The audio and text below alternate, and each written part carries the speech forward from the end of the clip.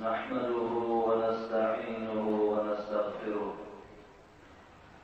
ونعوذ بالله من شرور أنفسنا ومن سيئات أعمالنا. من يهده الله فلا مضل له ومن يضلل فلا هادي له.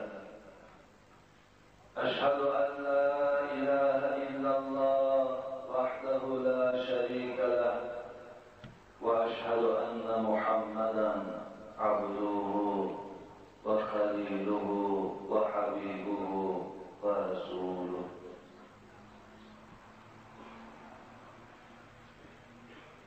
أعوذ بالله من الشيطان الرجيم. يا أيها الذين آمنوا اتقوا الله حق تقاته ولا تموتن إلا وأنتم مسلمون. يا أيها الناس اتقوا ربكم الذي خلقكم من نفس واحدة وخلق منها زوجها وبث منهما رجالا كثيرا ونساء فاتقوا الله الذي تساءلون به والأرحام إن الله كان عليكم رقيبا. يا أيها الذين آمنوا اتقوا الله وقولوا قولا سديدا يصلح لكم أعمالكم ويغفر لكم ذنوبكم ومن يطع الله ورسوله فقد فاز فوزا عظيما.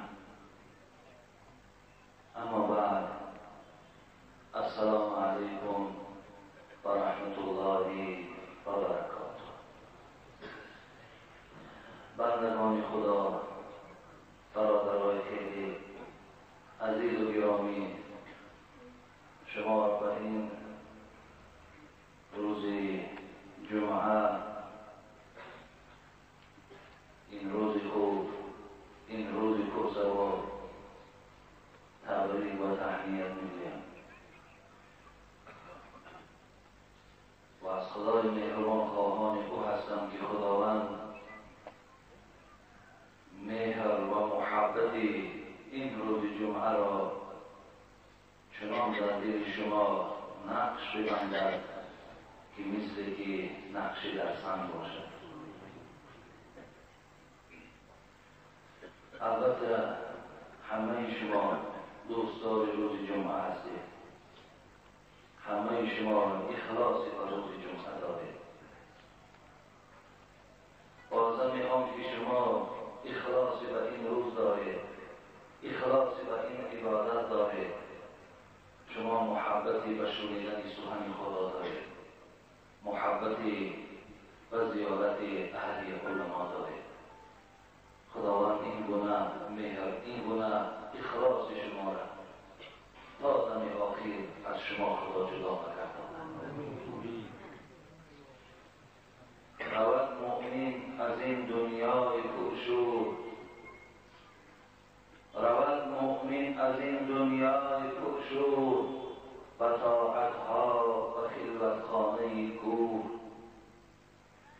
و او قرآن به هم آنجا درآید و طاق جانبی سر می براید.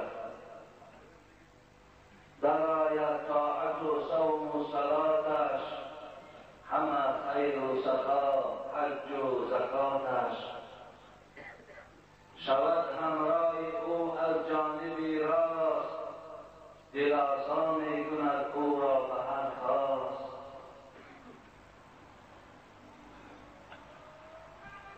چه نظم‌های خیلی پرمعنی از ایجادیات حضرت مولوی که حضرت آخر رو میگویند بکن جهل ای پسر در حاصل نور که تا گردد منور خانه گور. برادران عزیز و گرامی، همه ما و شما فراموش نکنیم که بغیر این خانه هایی که در دنیا ما ساختیم، بغیر این خانه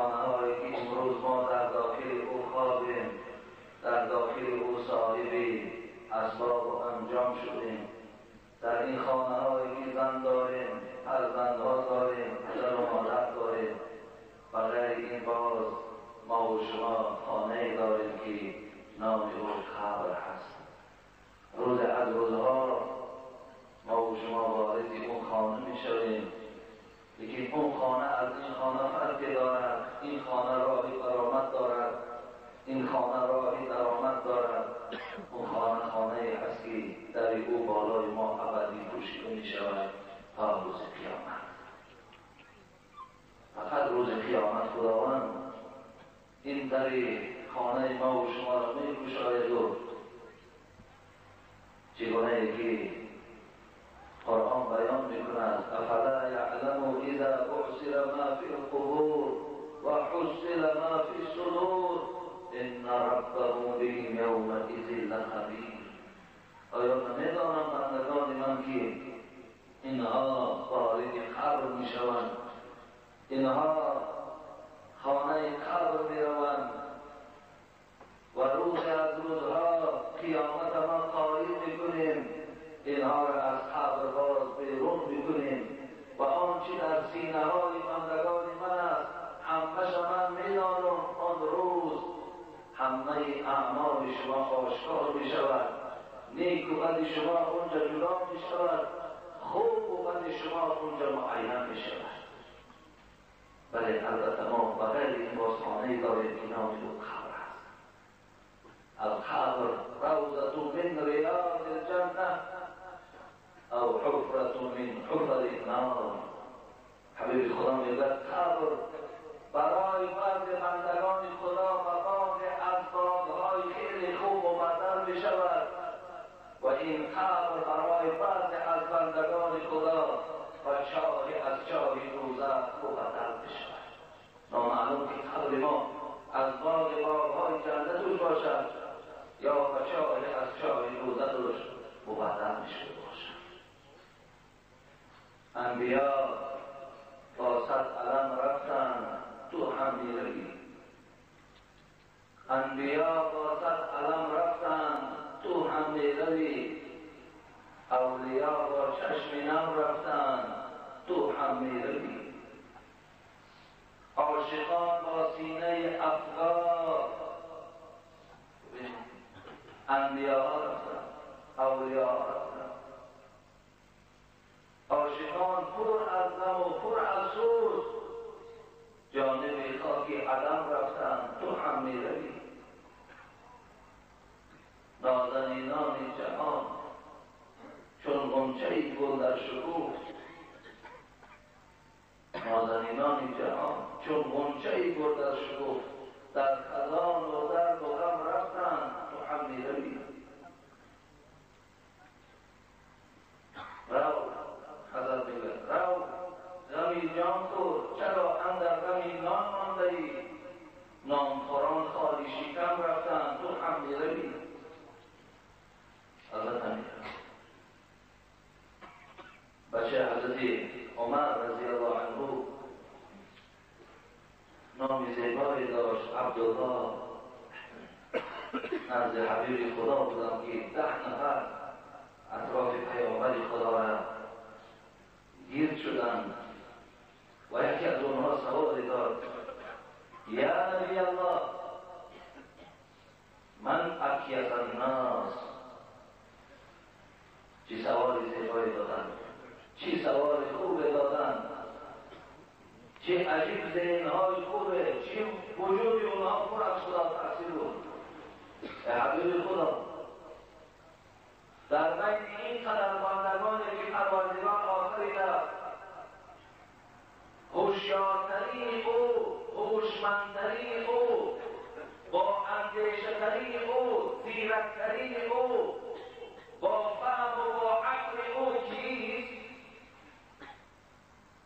عزیز اکیس الناس، اکیس زیرک، هوشیار، با فهم، با عقل، با اندیشه.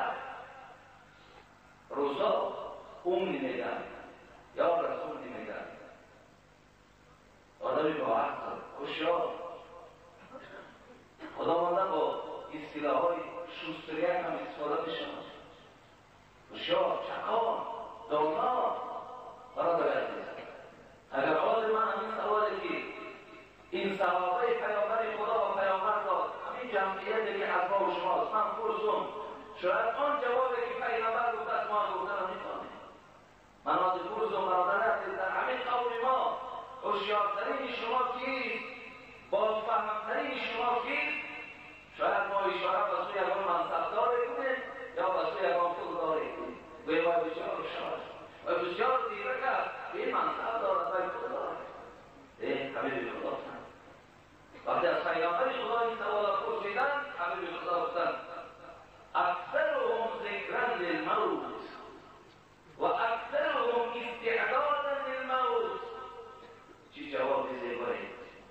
چی جواب خوبی به بنده خدا بود. هوشیارترین شما، بازفهمترین شما، صاحب فرهنگ و معنویات، با عقل در بین شما آن کسی هستید هیچ وقت از یاد او مرگ دور نمی‌رود.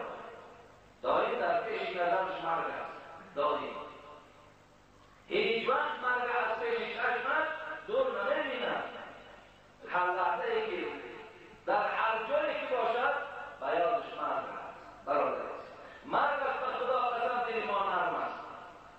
یاد مرگ است که ما را از سرکشی و از کجا باز داشته است.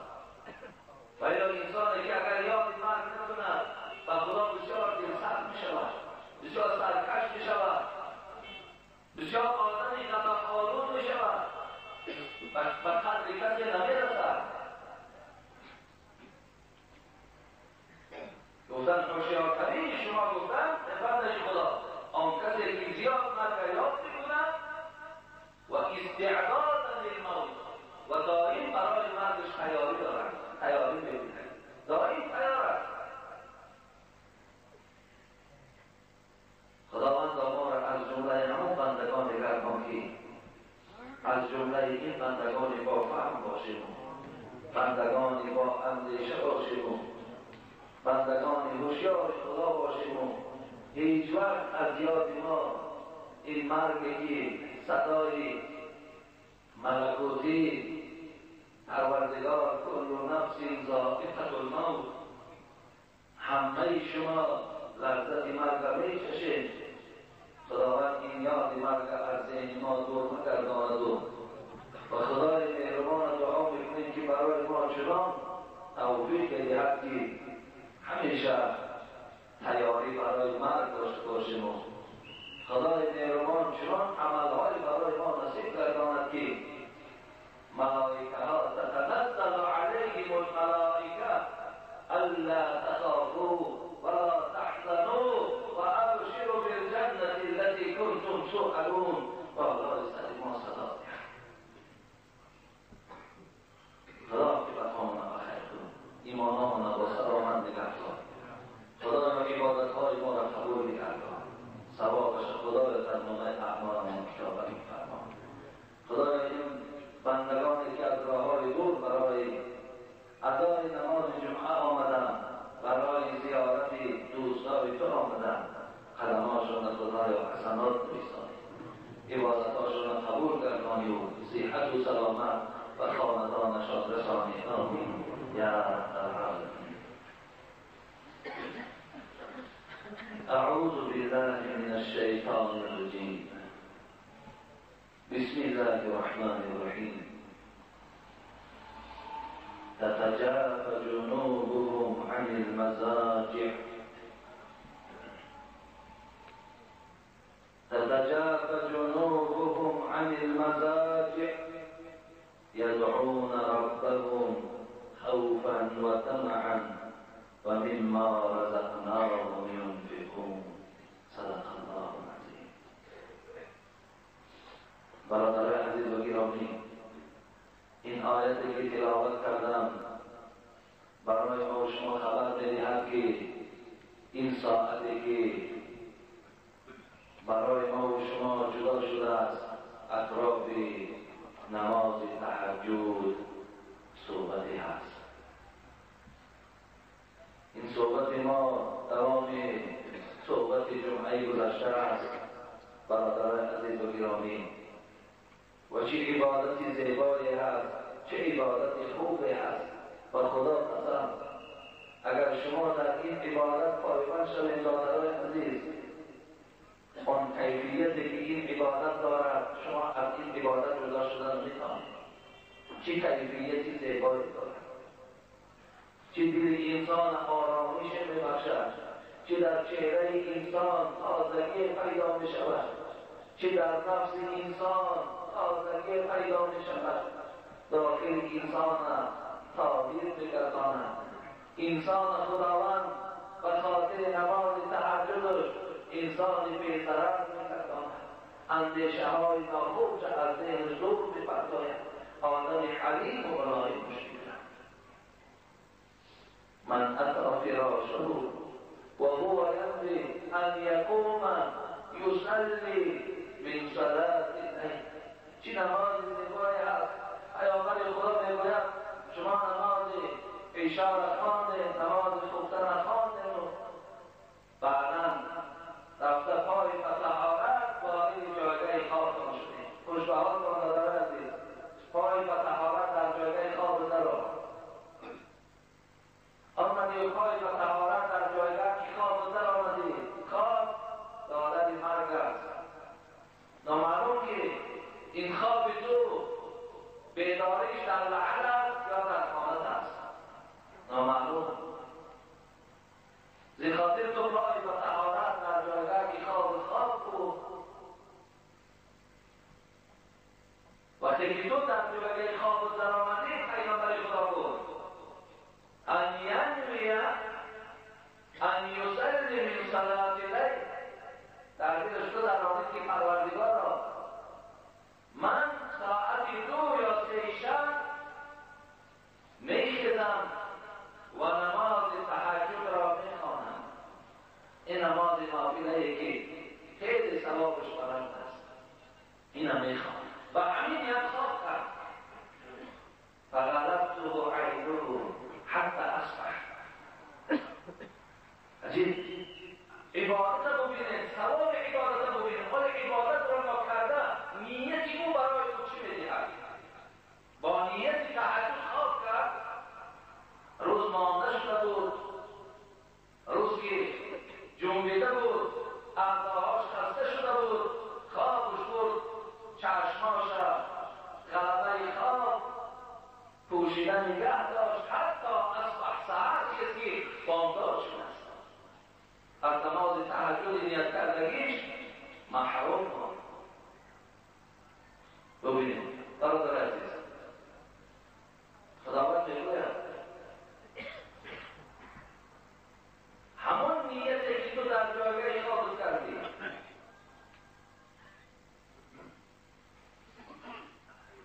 همون نیتی که تو در جایگاه خواب کردی، خداوند برای تو ثواب همون نماز تهجد اشارت کرد. کتب له ما کان نوى. آن چیزی که نیت کردی خداوند ثواب تهجد در نامه اعمال را نویساند. و نومه صدقه علیه من ربه. خداوند گفت وقتی بنده من تو که نیت نماز تهجد کردی، تو که خواستی در این شب با پروردگار تماس گیری، با پروردگار خود راز گویی، من این نیت از تو قبول کردم. تو نماز تهجد خواندی و این 7-8 ساعتی که تو خواب بودی، من در 8 ساعت او برای تو صدقه در راه خدا می‌خواندم. و نومه صدقه علیه من ربه. 7 ساعت دروازه تو گشاده بود و مردم از آب و نان تو بخورد. برادر ثواب رو ببینید، ناخوانده ثواب رو ببینید. کجا جای بحثی خوانده داشت؟ 7 ساعت خواب بنده خدا خواب است. خدا دروازه صدقه را گشاد که گویا که دروازه خانه تو گشاده بود، مردم از آب و نان و پیزه و هر چی داره استفاده بوده ایستادن و خدا ثواب صدقه را در هر دقیقه نامه اعمال تو نمی‌نویسد. به خاطر چی؟ تو نیت تهجد کردی. برادر عزیز خوش دعوت و خدا جوانمند در کار که نماز تهجد خوانند. زنی با توفیق و خدا ترس در کار که تهجد خوانند. این کار هر کس نیست. خدا میگه تتجافى جنوبهم عن المضاجع. بندگانی که پهلوهای خود از جایگاه‌های گرم خود را می‌خیزانند. ببینید یدعون ربهم خوفا و طمعا و مما رزقناهم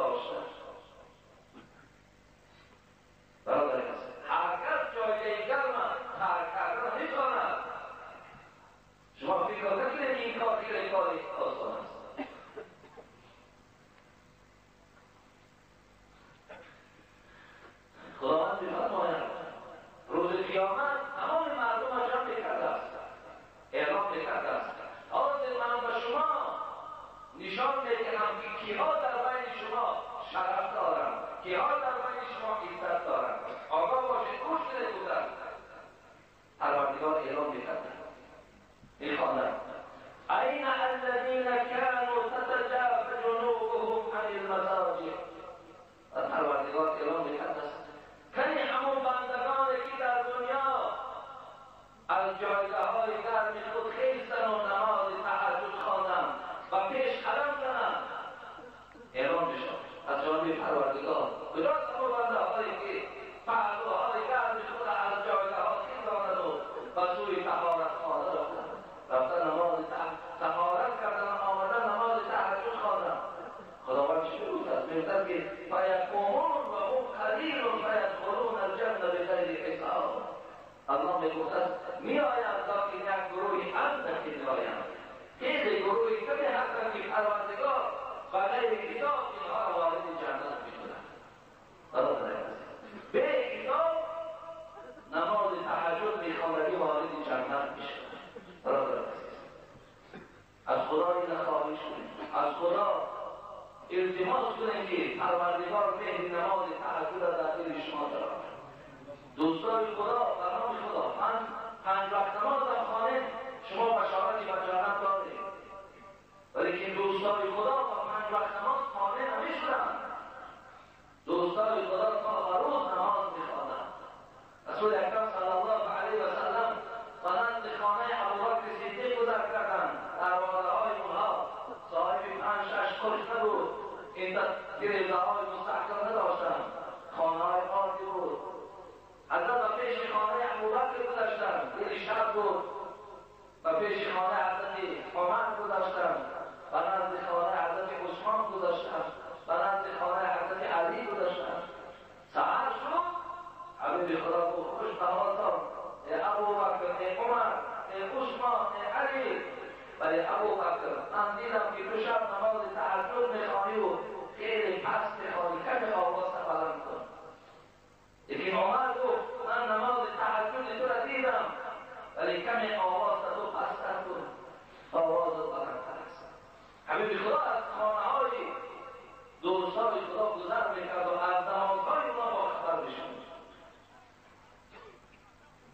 حضرت علی میگوید ان النبی صلی الله علیه و سلم ترکه فاطمه.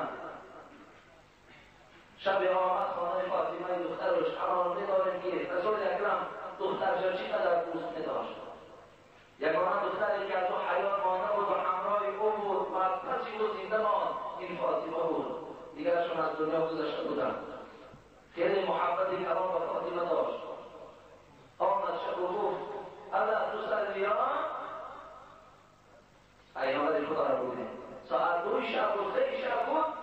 خانه علی را تحت کرد و گفت ای علی، ای فاطمه، آیا نماز تهجد را خوانده؟ فریاد زدند. حضرت علی میگه از داخل خانه گفتم ای حبیب خدا، انفسنا بید الله ان یبعثنا بعثنا. ای حبیب خدا، وقتی تو سرگردان شدی در این ساعتی 2-3 شب خانه ما آمدی، آخر همین نفسهای ما در اختیار خدا بیدار ما کرد میخوانه، بیدار ما نکرد چگونه میخوانه. حبیب خدا میگوید از این سخن اونقدر خوب کجانم صبر نکرد.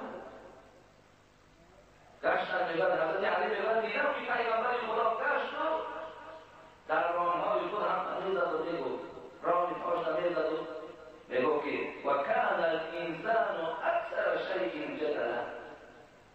آیت قرآن خواندن از سوره مبارکه کهف و الله علم آیت 54 است. میگوید همین آیت خواندن که انسان آیا به حقیقت نارسیده، آیا حقیقت از جستجو ناکرده. طبیعت آدم همین است که مجادله و جمع و بحث دوست دارد.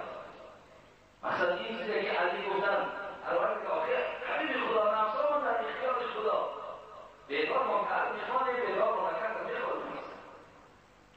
خدا رحمت شد. حبیب خدا دوست دار در این شخص و سوی فاطمه بود. خانه رو رفتی زد میگفت که تو برای نماز تهجد خیز، نماز تهجد را بخوان. برادر عزیز، اول ما يحاسب به العبد يوم القيامة من عمله صلاته فإن صلحت فقد أفلح وأنجح وإن فسدت فقد خاب وخسر. حبیب خدا میگه روز قیامت اولین چیزی که ما را پروردگار زنده میکند و میپرسد این نماز است. برادر عزیز، نماز اولین چیزی که خدا از ما میپرسیده است، نماز خواندی یا نخواندی. فاین افلح فاین صلحت، اگر ما از ثواب نماز، از ثواب نماز اگر نجات یافتیم من بعد ما بخیر است. لیکن اگر ما در نماز تنقیصی کردیم یا در نماز در دنیا بی‌پروا بودیم، در ثواب نماز اگر عاجز آمدیم فقط خاب و خسر. خدا حبیب خدا گفت بسیار خواب و ذلیل شدیم وقتی از ثواب نماز اگر نگذاشتیم. برادر عزیز، حضرت بیجر میگفت نقش محفوظی دیدیم از سجده می آید درست. نقش محفوظی دیدیم از سجده می آید درست. سرنوشتی واژگون را راست می سازد نماز. برادر عزیز، این سرنوشتی واژگون است، این جاهلیت است، این نافهمی هایی که شما داشتید زمانی که شما بالای جای نماز برآمدید، خداوند تمام آن گذشته ایجا را میبخشد. وقتی تو بالای جای نماز برآمدی و تو نیتی نماز خواندن کردی. دوام حدیث را گوش کنید. فإن انتقد من فریضة شیئا، وقتی خداوند از ما سوال نماز میکرده است، در نمازهای فرضی ما کمبودی ها بوده است. اصلا رکوع درست نکرده بودیم یا سجده ناپور کرده بودیم یا یکان نقص در درون نمازهای فرضی ما کی بود، ناکامل کی بود، خداوند چی میگفته است؟ انظروا هل لعبد من تطوع، فرشته‌ها تا حکم و جنت و جهنم نتونید شنی نگاه کنید آیا بنده من نماز نافله دارد یا ندارد.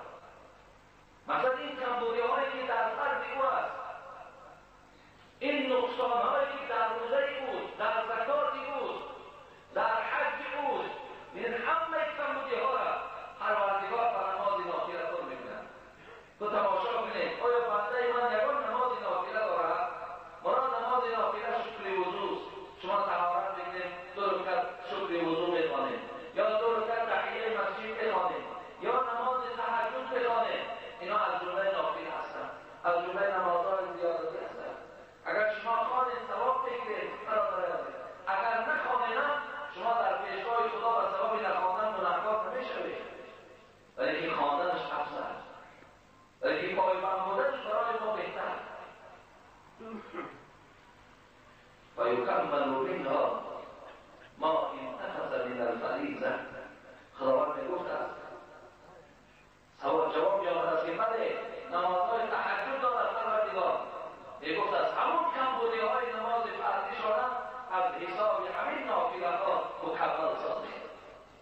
برادر عزیز، چگونه که ما و شما در ماه رمضان میگوییم که صدقه فطر این پاکی کمبودی های روزه ما هست، انا همون پاکی کمبودی های روزه ما، زکات ما، حج ما، مسجد آمدن ما، معامله های دنیایی ما، نمازهای فرض ما، نمازهای نافله ما میشود. نمازهای نافله که ما و شما میخوانیم.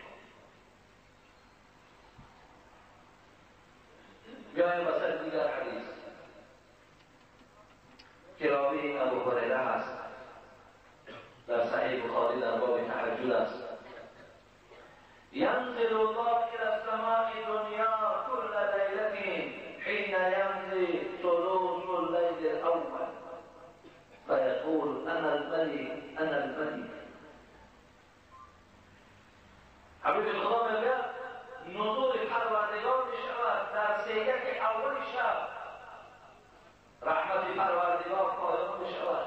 نزول پروردگار در آسمان دنیا، رحمت خداوند پایان می آمده است و از همین آسمان دنیا در سیگه اول شب پروردگار می گفته است من هستم ملک، من هستم پادشاهی که ملکم زوال نمی شود.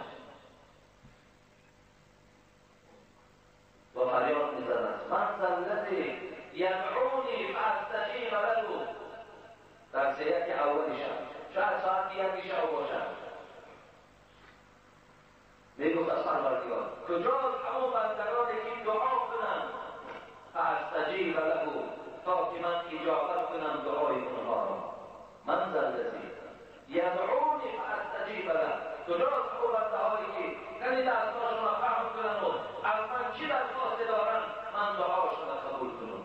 برادر عزیز، من ذا الذی یسألونی فاعطیه.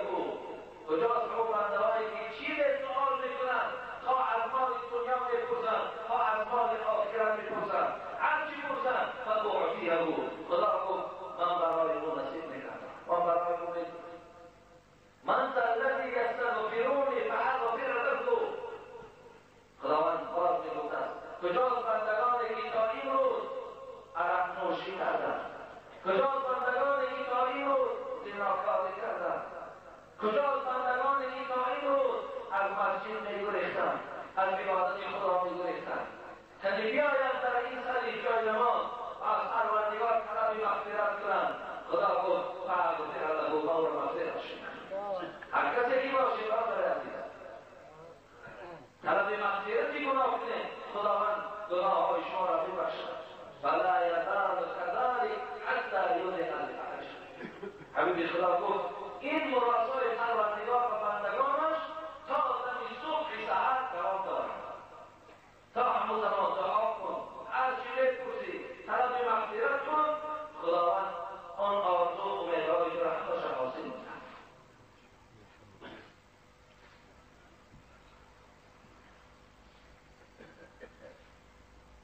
در سنن ماجه ابن ماجه حبیب خدا میگوید قالت ام سلیمان ابن داود لسلیمان یا بنی.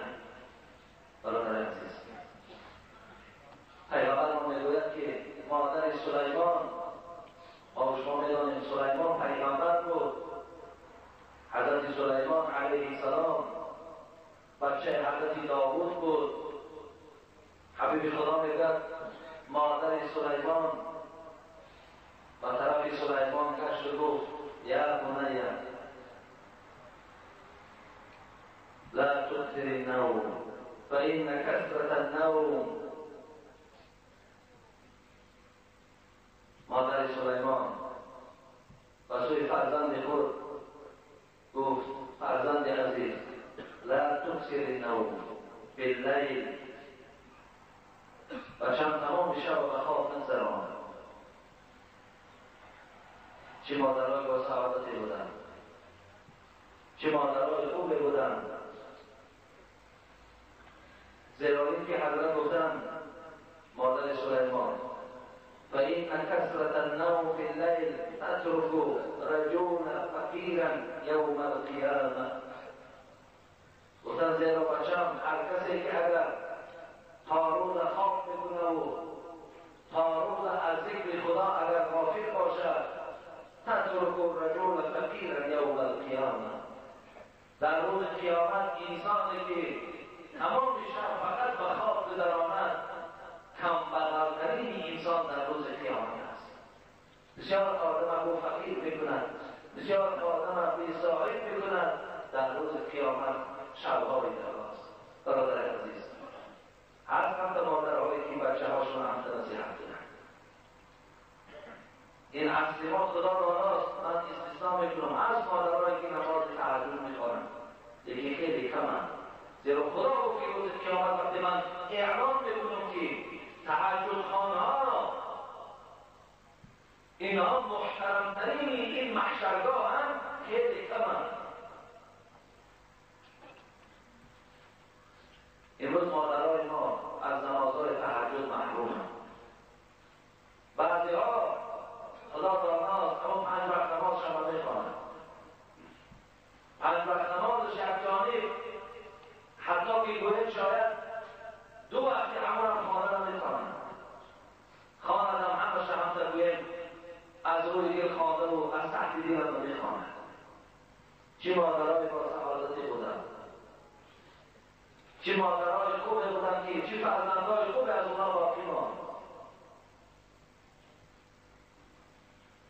امیر دوست محمد خان حکایت میشود در کتاب که پادشاه افغانستان بود، یک زمان در افغانستان پادشاهی میکرد از امیر دوست محمد خان. بار میگوید و سوی خانمی خود گفت در ملک ما و تو فلانی پادشاه هجوم کرده است، با عسکرهای تو در سرحد آمده است. من فرزند خودمم که خیلی بواره رسیده است، در مقابله این دشمن قرار میدهم. خانمش گفت مهمش کن برای آن این ملک از دست ما و تو نرود، این سلطنت از دست ما و تو نرود، این ملک ما خراب نشود و وظیفه تو همین است که تو باید ملک خود محافظت کنی. روان تو فرزند ماند. برادر عزیز، مادر عزیز، خانم زن پادشاه بود. نامش خانم نیست، زن خانم میگن.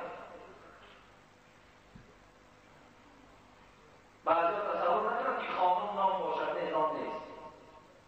فقط مراجعتی بر زنهاشون از خانم میگوزن. بعدا فرزند شروان کرد و از بین یک چند روز گذشت که محمد این دوست محمد خان نزد خانمش آمد و گفت یک خبر خیلی غم انگیزه. گفت چی خبر است؟ گفت فرزند ما و تو در برابر این قوه پادشاه طاقت نکرد و جنگ در شکست خورد و از میدان جنگ فرار کرد، از گریخت است. خانمش گفت، دوست محمد گفت فرزند من هیچ وقت از میدان جنگ نمیگریزد. این خبری که برای تو آمده است درست است. گفت من از رسانه‌های که خیلی تحقیق کرده شده است، از همون رسانه‌ها گرفتم، از میدان جنگ به من خبر دادن. گفت نه دروغ است، من باور نمی‌کنم. با اعتماد با باوری گفت. دوست محمد خان حیرت اما اصلا یک گفتودش که روز دیگر میگرد خنده در بالای روی دوست محمد خان و نزد خانمش آمد. گفت خانم گفت یک به شما حقیقت دوست است. بچه ما گفت این پادشاه را همراه لشکر شکست داد و این ساعت یا ساعت دیگر صحت و سلامت به خانمان می آید. لیکن گفت من یک چیز تعجب ماندم، تو اینقدر با باوری گفتی تو در خانه سیما الهام برای تو می آید. گفت نه، الهام برای من نمی آید. الهام حق اولیاء خداست، برای من چیزی نمی آید. برای این سیر دارد دوست محمد خان. تا این روز من پوشیده بودم و کسی نبودم. تو من از تو خواهش میکنم همون سیر برای من بیان کن. او سیر همین است گفت که وقتی که این فرزند ما در شکم من بود، من به سوی پروردگارم عهد بستم که خداوندا تا روز تولد این فرزند من که 9 ماه می‌گذرد من به لقمه حرام نزدیک نمیشم. زن پادشاه بودم، من به لقمه حرام نزدیک نمیشم و همون عهد خود من اجرا کردم. دوم اینکه هرگاهی که این فرزند من گریه میکرد برای شیر، من اول طهارت میکردم، بعدا پیستان خود را در دهانش میگذاشتم تا زمان شیر را تمام کردم. فقط زبان من الله اکبر میگفت، سبحان الله میگفت، لا اله الا الله میگفت و بالای سر این فرزند رو در سرم پهن کردگی و از خدا زاره میکردم که خدایا این فرزند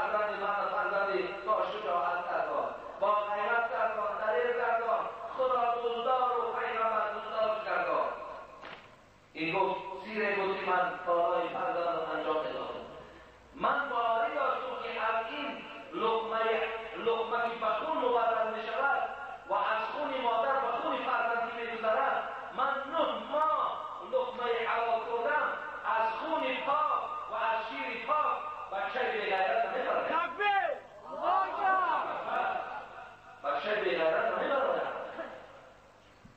من باوری کامل داشتم بچه من اگر تو میگفتی دوست محمد خان بچه کشته شد یا شهید شد من باور میکردم، ولی که از میدان جنگ اینجا بچه من غیر رسند. برادری عزیز، من مادر قاری محمد طیب در ذهن این حکایت میگوید ای زنهای محترم، زنی پادشاه را تقوا کرده خواهید، شما نه شوهرات پادشاه، نه کار دارید، نه قصد دارید، شما چرا تقوا میکنید؟ زنی پادشاه تقوا کرده دانید. برادر عزیز و گرامی، محمد ابوالحسن ندوی که از علامه‌های زمان کتاب‌های ایشان، عقیده‌های ایشان، عقیده‌های خاص تمام دنیای اسلام را فرا گرفته است. می‌گوید مادرم آنقدر دوستو می‌داشت که من خودم را حس می‌کردم، صد دوستو می‌داشت، ولی در دو کار به نهایت باور من تحقیر بود. گفتم چی بود؟ گفت برای نماز اگر سهل‌گرایی می‌کردم، یعنی در نمازم اگر بی‌پروایی می‌کردم، هیچ وقت من مادرم نمی‌گذاشت که من سهل‌گرایی در نماز کنم، بی‌پروایی در نماز کنم. حتی گاه وقت نماز عشا را ناخوانده بچه بودم، خواب می‌کردم، از خواب شیرین بیدار می‌کردم، گفتم به خواب می‌بود. برادر عزیز، مادرم ببینید، دلسوزی مادرم ببینید. جلو من اگر با یکان بچه کمبغل در کوچه اگر یکان جنجال می‌کردم یا یکان این اونها را اذیتی می‌دادم، دست من می‌گرفت بود پیش همون فقیر بگم از عذرخواهی کن، من عذرخواهی کردم. این معامله مادر من، این دعای نیک مادر من امروز ابوالحسن ندوی کرد. برادر عزیز، انا معامله مادر سلیمان علیه السلام، سلیمان هم میگوید که بچه شبی درواز خواب نکن، یکی از شب تو با عبادت گذران. آخه مادر عزیز یا پدر عزیز، اون نمازی که اون بچه تو میخواند اون سراسر برای فایده جان توست. میدانید او فایده جان توست، او برای هم عزت دنیای تو هم عزت آخرت توست. تو وقتی بچه را دعوت کرده می‌کنی که بچه تو را ببیند که خود تهجد می‌خوانی. برادر عزیز و گرامی، انا امروز مادر بودم، امروز از حتی برای فرزندانشان داشتم.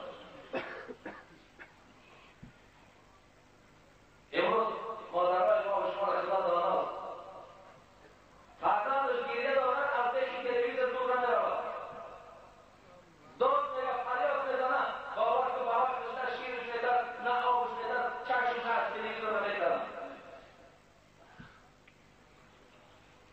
این از معامله امروز مادرهای ما با فرزند باشد. بعد فردا که خراب شد، بچه که سرکش شد، بچه که اطاعتش نکرد، بعد دادوایش میبرد بچه من مرا گوش نمیدن، آبش کردم. آب کجا میکنی خودت آب شده ای؟ خودت آب شده ای، خیلی تربیه تو. و یک آفت کردن دنیا گلستان شد. تشدانی که تو فرزند در آب کنی، تو اول زحمت بکش، مهنت کن، همه کوشش بخرج ده، وقتی ناپسندی کرد مرحمت فرزند در آب کن. دیگه آب حق آب کردن نداری، آب کش کرد. این برای اصلاح بچه ها هم نیست.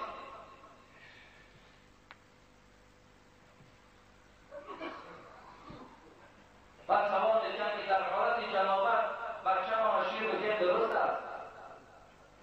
در حالت جنابت بچه را شیر میدن، باید درست، لیکن تقوا کجاست؟ خداپرستی کجاست؟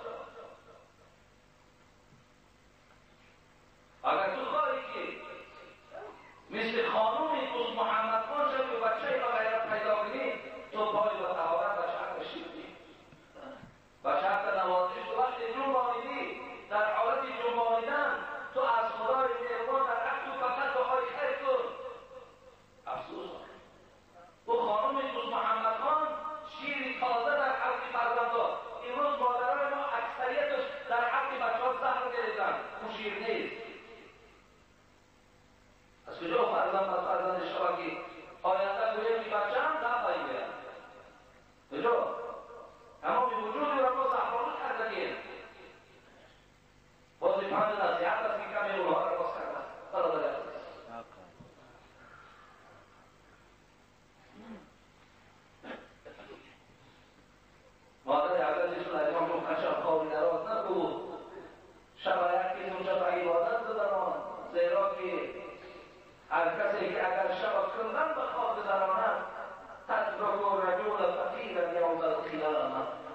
قیامت بسیار آدم فقیری، بسیار آدم ناداری، بسیار آدم بی کسی در روز قیامت وقتی محمد شبی تو فقط به خواب میزند. محمد صاحب ایرانی میگفت پشه از شب دین نداری خون مردم میخورد. مردم میگفت همون پشه را ببینید وقتی لقمه‌ش را دریا میکرد که شب دین نداری کنند، شب دین نداری میکرد بنده را خواب ببرد لقمه‌ش را میافت. ای شب دین نداری میافت. پشه از شب دین نداری خون مردم میخورد. زینهار از ظالم شب دین ندار اندیشه کن. بچه هیچ وقت روبروی آدم شب دین ندار نبرد. هیچ وقت در حق برادری شب دین ندار یکان ملامت و غیبت و سخن بد نگو،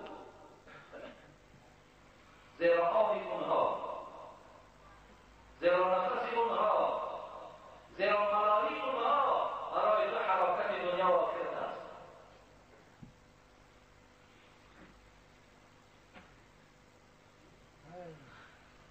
حضرت عایشه مادرمان میگوید که دائم همراه حبیب خدا بودند، دائم با پیغمبر خدا بودند. حکایه میکنند که كان النبي صلى الله عليه وسلم يقوم من الليل حتى تتفتر قدماه.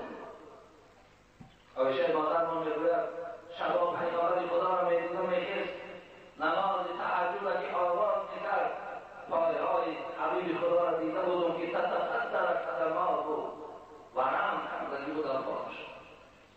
فقلت له دیدم بسخت عایشه میگم میدیدم پیغمبر خدا را اینقدر اذیت و مشقت زیاد بالاست. دیدم که بسخت گفتم لما تصنع هذا یا رسول الله ان الله قد غفر لك ما تقدم من ذنبك و ما تأخر.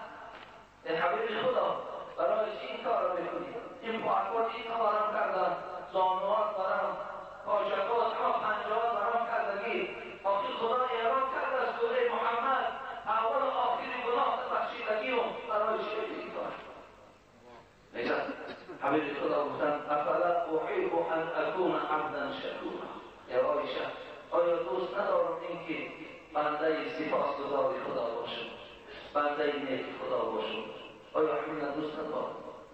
برای چی ما دوست نداریم برادر عزیز؟ برای چی ما دوست نداریم بنده با سپاس خدا باشیم، بنده با شکر خدا باشیم؟ برادر عزیز ما افتخار نکنیم که 5 وقت نماز داریم و تمام حق بندگی ما تمام شد. اگر حضرت عزت خدا همون 50 وقتی که در شب معراج وظیفه ما و شما فرض شده بود، همون 50 وقت که ما میخوانیم قسم به نام خدا در برابر یک نعمت خداوند همه ای ناچیدند. یک نعمت خدا، اینقدر نعمتی که خدا دارد. شبانه روزه عبادت کن تو نعمت خداوندی را به جا آوردن میتوانی. در حمد تو اگر سری هر موی زبان کنم خدایا حمد تو را، ستایش تو را، هر موی پای سر من زبان داشته باشه و ذکر تو را کنم. در حمد تو اگر سری هر موی زبان کنم، هر عضو را به ذکر اگر 100 دهان کنم، از اشتیاق قادم محشر فنان کنم، خونابهات هر سر وجدان روان کنم، اینها کم از آن که نگوید جهاد کرد. حضرت دیگر نگاه کنم از خرچش و خون را بدانه عزیز، از بعد خودم تا سهر اگر سر در کرده باشد تو در برابر نعمتهای خدا دادگی این عبادت تو چیزی نیست، ولی که شرف تو را، قدر تو را پیشگاه خدا در این قرار بدهد. رسول اکرم میگن جبرائیل نزد من آمد و برای من گفت یا محمد عیش معشی فانک میت، زندگی کن آن را که میخواهی و درست این که تو مرده هستی. زندگی کردن بگیر، یعنی طرز زندگی کن که بعد سر تو افسوس تو را همه خورد، همه زندگی کنید. اصلا شما هم همچنان زندگی کنید دادر عزیز که بعد سر شما نگویم که خوب شد، نگویم که خرس کم جهان پاک، نگویم بلکه گویم این خیلی انسان، این تا انسان شریف، این تا انسان خوبش خیلی در بین بنده‌های خدا کم است. دل مردم از او نامدار کنید. واعمل ما شئت فانک مجزی به. حضرت جبرئیل گفتن عمل کن ای محمد آن عملهایی را که در هر یک عمل پیشگاه خدا در تو مکافات و جزا میگیری. عمل خوب کنی جزای خوب، عمل بد کنی تو عمل بد از حقیقت ثابت کنی شود. این اشاره به سوی ماست. و احب من شئت فانک مفارقه. دوست بدار شخصی را که از او جدا نشوی. مراد الله است. این دوستایی که در دنیا داری از دنیا جدا نشوی، لیکن از دوست اساسی این وقت جدا نشوی. در دوامش جبرئیل چی گفتن؟ گفتن که شرف المؤمن ان شرف المؤمن قیام اللیل. شرف مؤمن، عزت مؤمن این قیام لیل است. این شخصی بداری است. و عزه استغناءه عن الناس. و عزت شما این چه هست؟ این در بین مردم شکایت نکردن است. از ناداری خدا شکایت نکنید. حتی اگر در حدیثا میگه یک دندان کافر داشته باشید در بین مردم شکایت نکنید که من نادارم، من ندارم. این باری را نشان میده است. حضرت عبدالله بن مسعود میگه ذکر عند رسول الله صلی الله علیه و رجل. عبدالله بن مسعود میگه پیش پیامبر خدا آمدن و یک کس از پشت یک مرد میگه چنان بیان کردن که ای حبیب خدا نام لیلتا حتی اصبح. یک مرد از شب که خواب بگیره سحر میخیزد. در حق همون چی میگوین شما؟ رسول اکرم صلی الله علیه و سلم گفتن که قال ذاک رجل بعد الشیطان علی اذنیه.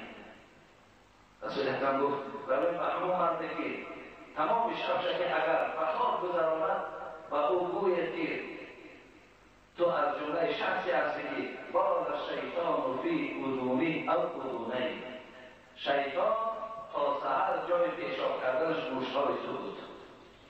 تا روز وقتی که تو خواب میکنی حبیب خدا گرفته با اون کس گوید که پیشاب جای پیشاب کردن شیطان گوشهای تو بود. برادر عزیز، زیرا گوشه که از یاد خدا خالی باشد برادر عزیز. بابای مولا شریف رحمت الله علیه محله ما و شما بود، استاد ما و شما بود. حضرت میگفت سری که سجده ندارد کدوی بیکار است. هم سر از سجده ندارد، سری از که سجده خدا خالی است. باری هم برای تعظیم پروردگار سبحان ربی الاعلی نگفته است. یک کدو است بود از سر سری که سجده ندارد کدوی بیکار است. زبان که حمد نگوید سوراخ دیوار است. یک سوراخ دیوار مانند زبانی که ذکر خدا نمی‌کند. زین خاطر آن گوش‌هایی که ما و شما داریم و شب دراز خوابیم، حبیب خدا گفتند ذاک الرجل قال الشیطان علی اذنیه. و اون گویی که شب‌هاش همگیش با خودگی با خواب نگذارانند. یگان شبم که اگر خواب کرد شبای دیگر با خیزت تحجد چکاند که جای پیشاب کردن شیطان گوش‌های او می‌شود.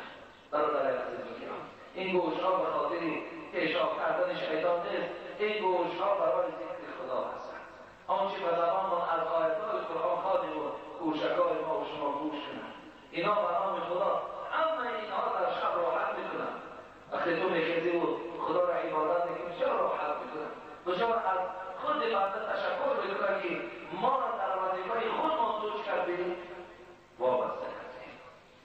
خدا برای همه شما توفیق نماز تهجد خواندن دهد و خدای مهربان ما را عاشق نماز تهجد گرداند و خدای مهربان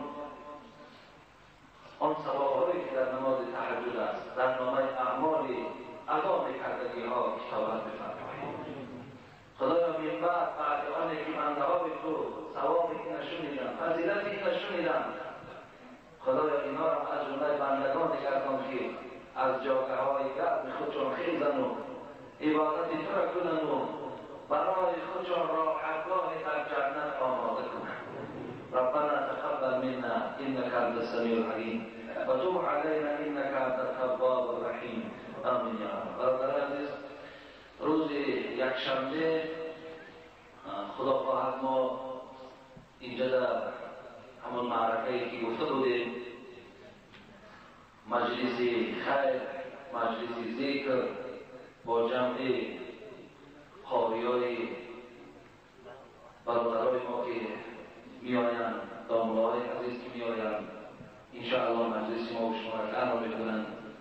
فقط به خاطر محبت بر پیامبر، به خاطر محبت بر خدا ما این مجلس و این نشست روز یکشنبه آغازش ساعتهای شهر 9:30 آغاز میکنیم تا پیشین. از همه شما خواهش میکنم که همان روز برادرایی که از همین شهر هستیم یا اطرافهای نزدیک هستیم همین نزد ما نشینیم. اینجا در مهمان ها میآیند، برادرهای رهبری میآیند می‌نشینند. هر کسی مهمان هایی که از راه دور میآیند این بین اونها میگیرند. از آن جمله مهمان های دعوت شده ما هم خیلی زاریدند، خیلی زیادند. شاید 2-3 صفحه یعنی اول برادرهای دانباها بگیرند. خب و همراهمان جای نماز ها باشد، جای نماز ها بیاریم. از این مبارکه نوی که ما کردیم از جای نماز خالی هم اگر تا ما این تمام نکنیم و تا همه صورت شکل ندارم مثلا ایفای جای نماز داشتن میشم به خاطر که یاد جای نماز ها را هر توی ما باز همون تعبیر و باز همون شاید با بعضی ناخوبی ها شد. به همین خاطر هر کسی که اگر قوت و استطاعت دارد یک بار پلس است، هر چی که باشه آورده در همجا میپرتیم، بارها شد نماز میخوانیم. لازم در کار باشد گرفته همراه تو برد، لازم در کار نباشد همینجا بالاش نماز میخوانند در حق داریم دعا میکنند. هر کسی که مثلا استطاعت دارد، شرایط دارد، برای همین 4 جایی که من کردم حاضر از جای نماز اونها خالی هستند. و این خاطر دست باشید، شرایط ها تا باشد میاریم میپرتیم، نباشید هم انشاءالله تا روز با از همسایه داری ها ما جمع بکنیم امون چی میپرتویم. خب فقط در همون روز آداب برادر عزیز ترتیب و الان خصوص نسبت به این ماشین ها ببینید بچه ها چقدر در بیرون کوشش میکنن برای ماشین. همین بسیار یک فلاکت دارد. همون روز ما پلدا و شکر زدگیم نه اینجا اداره که در پهلوی من پلدا باشه، اینجا میدان خیلی کلام دارد. آمدیم همگی ما در همون میدان پلدا باشه میمونیم، ماشین ها را اینجا در قریب تا چند ماشین بیل میبریم. خب و کم و بیش در پیشوی مسجد هم که باشد هم کارمندای این سال گهی در کار سبود، هم ماد سبود بسیار خوب می شود. و از خداوند خواهم می‌گوییم که خدا هوای خوب برای ما و شما نصیب کنه و خداوند از او ثواب اون مجلس هم ما و شما را بهره‌ور گرداند، برای ما و شما حیات دهد که و این ساعت خیر هم ما و شما رسید. این یک بیرونی بود. انشاءالله خدا خیر داد. حکومت دارا را کوشش کردن، یادم کردم که همین معرکه که زبانیده شود خیلی کوشش کردن، برای این بسیار رحمت بگیم. خب اینجا در دوسته مکتوب من 5 دقیقه در از خانم السلام علیکم و رحمت الله و برکاته بسیار خواهش کردم که خوانیم و اینا من گفتم سوال جواب میخوانیم، سوال نیستن فقط دعا خواستن. اگر حاجی من یکی از مخلصان ارشد شما میباشم، جایی دیستم از خوبی در شهر مسکو میباشم، نامم امیده است. حاضر من در سین 18 ساله میباشم. از شهر دوشنبه و زیارت حضرت امیر حمدانی و دیدن شما آمدم تا که از نزدیک با شما صحبت کنم و دعا و پیغام شما را تا به مسکو ببرم. مخلصان شما در شهر غریبی بسیارند. یکی از آنها دوگانه و یا رفیقان ما میباشند که آنها دیسک‌ها و کسیته‌هایی در مسجدی که در پراسپکت میر واقع است گوش می‌اندازند و پیروی می‌کنند. و نزدیکی خط سفر دارم، می‌خواهم که در حق پدر رحمتی هم دعا کنید. درود خداوند بخشنده مهربان بر شما بود. سراغه ما شهر مسکو. خداوند شما را بازم توفیق و هدایت کنه بیشتر در دانه و آینده.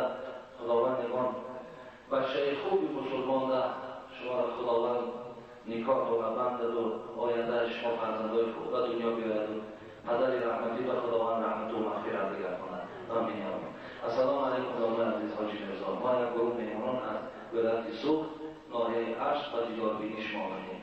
از شما خواهش داریم که در حق مردم ناحیه اشت دعا بگویید. با احترام مهمانان از ناحیه عشق و شما حاجی عزیز از درگاه خداوند متعال صحتمندی می‌طلبیم. خدا خدمات شما را حسنات نویسه و این عبادت خدا ای شما قبول گرداند و صحت و سلامت شما را به خاندان و رسانت آمین یا رب العالمین. خب السلام علیکم و عزیز. ما یک گروه ختم کنندگان و نزدیکی امتحان خارجه داریم. از شما از حاضرین نمازگزار التماسی دعا داریم. خدا شما را کامیاب گردانه و خدا هم درس‌هاتون و هم توفیق‌تان خداوند برکات نصیب کند. آمین یا رب العالمین.